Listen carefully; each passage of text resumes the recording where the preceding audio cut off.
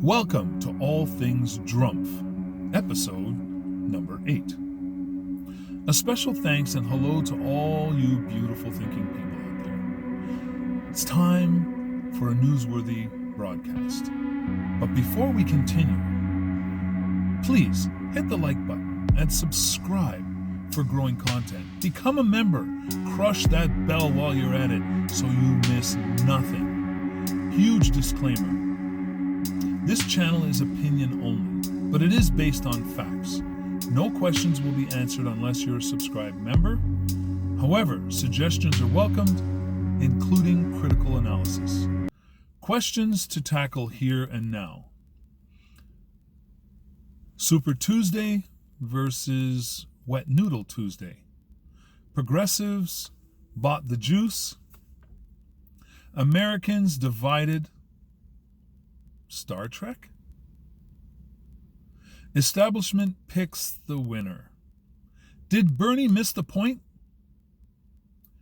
Going forward. So let's unpack this right now. We've always wondered why it's called Super Tuesday. I think we're still wondering why it should be. It seemed to me the political strategy was Wet Noodle Tuesday. The Democratic establishment had already planned for a coup against Bernie, notwithstanding that he would be the most likable candidate, he would be the least likely to be effectively attacked candidate, and he would be the one to set things right for the people of the good old US of A. Those attacks they perpetrated against Bernie in the mainstream media and on those stages and all around caused the American people to put credibility in those attacks, that Bernie just is not electable, that Bernie's just too radical, that Bernie is just not what they want.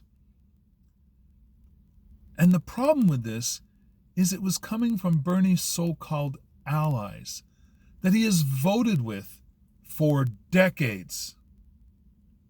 With friends like that, eh? Yeah, that's where those kind of sayings come from. So moving on. It would be fair to say that the progressives bought the juice that the establishment was selling.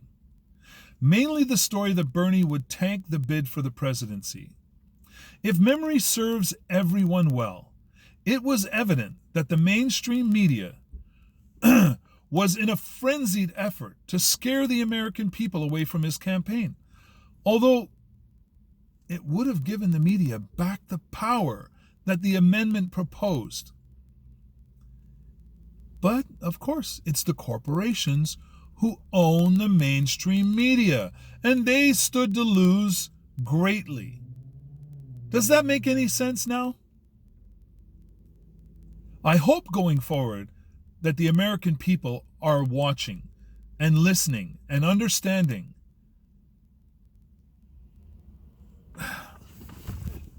This remains to be seen. So, moving on to my next topic. Americans are now divided more than ever. If you are a fan of the original Star Trek series, then the theme that came across loud and clear to generations was one of unity among all, triumphantly overcoming any adversity known or unknown to man or woman. Now they most successfully cultivated the fight against the other. Even amongst the other, they have segmented them. Remember the quote, "United we stand, and divided we fall." I believe they should have let the chips fall where they may. My next topic.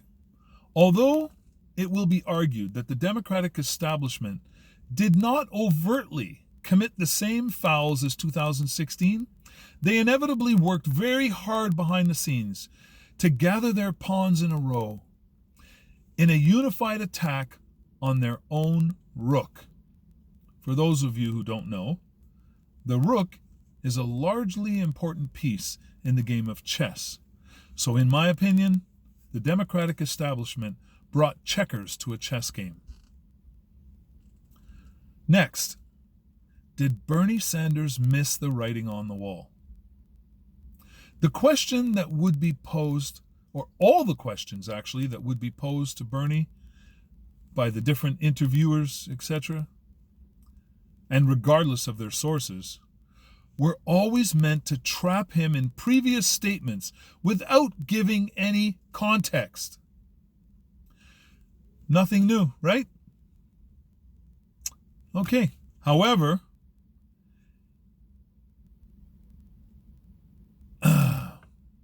his campaign should have known better. They should have anticipated this. And I think they should have equipped Bernie with the ability to give a no comment or an ambiguous kind of honest but unrevealing comment. I think he was done a disservice. Bernie is so honest that it just made sense that he would fall into those traps. And somebody should have told him. Any questions like that, the first thing you want to do is take care of all the negatives. Make sure that you address all those elephants all through the house. Then you can look at the pretty china in the cabinet.